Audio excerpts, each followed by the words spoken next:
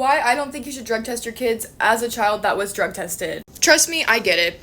I understand why you would want to drug test your teenager if they're doing drugs.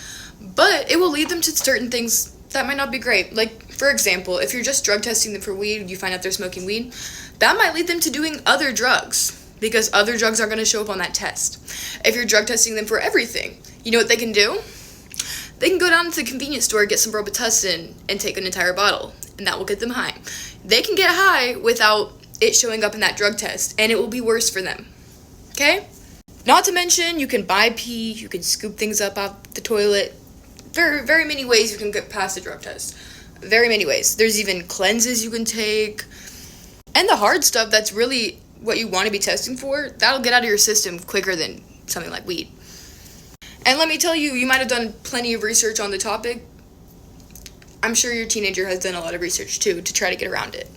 If drug testing is the route you want to take, so be it. But all I'm trying to say is it might not actually do anything.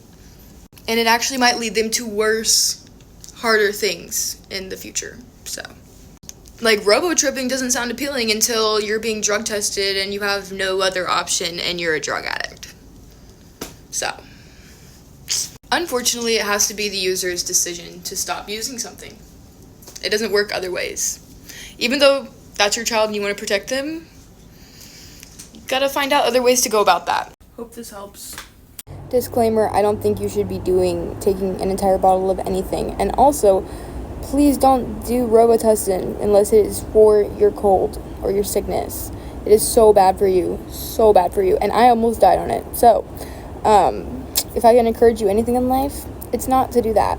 This video is not to give people ideas. It's simply just to show that, like, kids that are literally going through this, that are, like, anyone, actually, not just kids, who are addicted to something, they're gonna use anything they can. Sure gel, tons of Gatorade, fake pee, someone else's pee, other means of getting, up there. So, it's just, you gotta think about these things.